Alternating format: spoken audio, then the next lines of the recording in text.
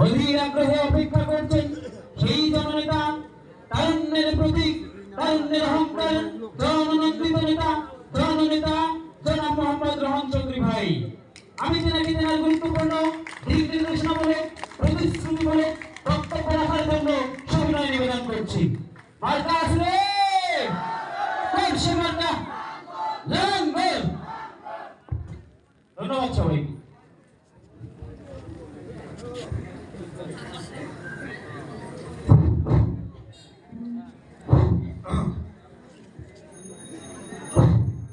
बिस्मिल्लाहिर्रहमानिर्रहीम।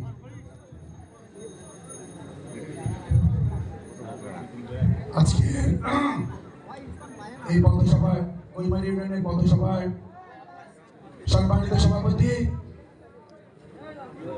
উপস্থিত জাতীয় পার্টির নেতৃবৃন্দ, আমার প্রাণ প্রিয় কৈমারিবাসী, আসসালামু আলাইকুম। হিন্দু ভাইদের প্রতি আমার আদাব। আসলে বাইকে ঘুরে ঘুরে ভোট করতে করতে আমার জ্বর, প্রচন্ড জ্বর, 103-4, গলা ভেঙে গেছে। কালকে রাতেও আমার 103 জ্বর।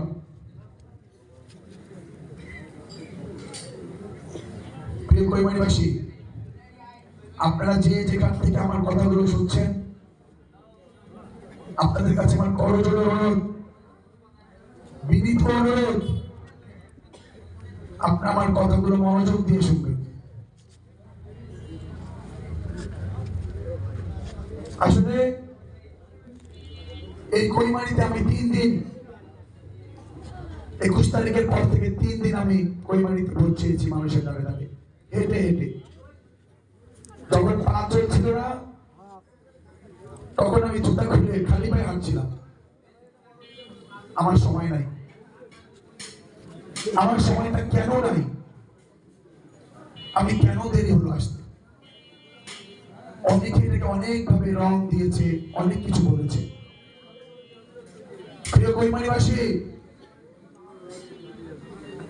আমার যখন নির্বাচনের, আপনারা দেখেছেন না, আমি কৈমারিতে ব্যানার, ফেস্টুন সব আগে আগে দিয়ে দিয়েছিলাম। কিন্তু আমার বাবা, আমি তার একমাত্র পুত্র সন্তান, আমার বাবা 23 দিন লাইফে পড়েছিলেন।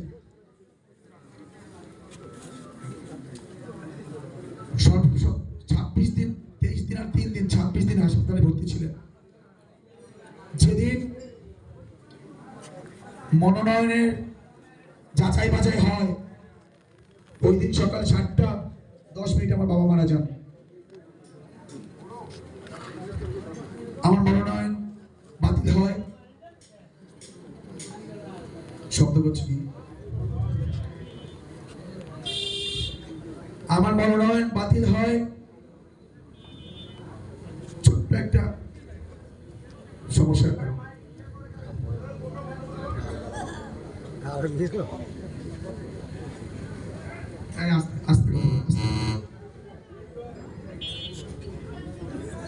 মনোনয়ন বাতিল হয়, নির্বাচন কমিশনে 17 তারিখে আমার মনোনয়ন বৈধ হয়।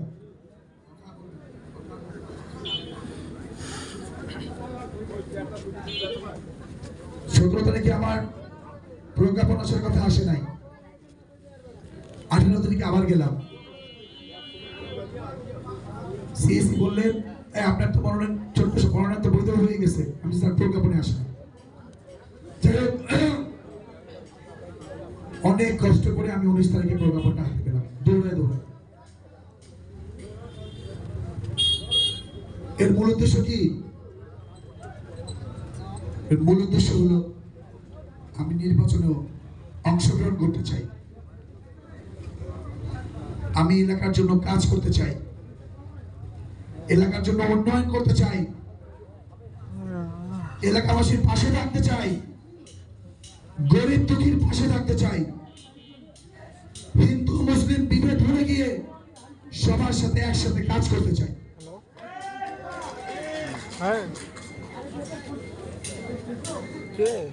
যারা আমার অপোজিশন পজিশনে আছেন কাকে ফোন দিছেন? তারা এই ছোট ছেলেটাকে খুব ভয় পায়। আবিনুর কয় কেন ভয় পায়? বলে কি? কারণ জানে এই ছেলেটা যদি হ্যালো, একবার এমপি হয়, হ্যাঁ জল টাকার অপমান জনতাকে কোনোদিন এই চেয়ার থেকে নামতে দিবে না। কেন? প্রিয় কৈমারিবাসী, কাক? আমার বয়স 41। হ্যাঁ, দেওয়া করে কয় টাকা লাগে? আমি- কয় টাকা লাগে দেও? দৌড়ায় দৌড়ায় কাজ করবো। হ্যাঁ, আমি ইয়াং,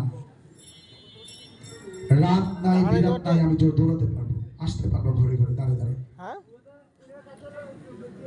সবাই আমার বংশ পরিচয় সম্পর্কে জানেন, আমার ব্যক্তিগত ভোট ব্যাংক আছে সেটা জানেন। কয় টাকা লাগে মাক? ইউনিয়ন, পাশের ইউনিয়নে আমাদের ব্যক্তিগত ভোট ব্যাংক আছে। কয় টাকা লাগে মাক? প্রিয় কৈমারিবাসী, জানছেন? আমি আপনাদেরকে কথা দিচ্ছি, আপনারা যদি ভোট দিয়ে আমাকে এমপি নির্বাচিত করেন, আপনারা যদি ভোট দিয়ে আমাকে এমপি নির্বাচিত করেন, আমি এমন কিছু কাজ করে দেখাবো, গুরুত্বপূর্ণ কিছু উদ্যোগ নিব, মানুষের ঘরে ঘরে যাব, দুঃখ দর্দ সকল নিজের করে নিব, গরিব ভাই থেকে বুকে আগলায় রাখবো, কোন মানুষ আর যাতে অবহেলিত না হয় সর্বোচ্চ চেষ্টাটুকু আমি করব। তাহলে কি পরের বার আমাকে ভোট চাইতে আসতে হবে? হবে? আমি এমন ভাবে কাজ করব যাতে পরের বার আপনারা আমাকে খুঁজে ভোটটা দিয়ে আসেন। ইচ্ছা থাকতে হবে, সদিচ্ছা, অন্তর থেকে কাজ করতে হবে। গরিব দুঃখী ভাইয়েরা, আপনারা কি টাকা চান? আপনারা কি এমপির কাছে টাকা চান? কি চান? ভালোবাসা চান।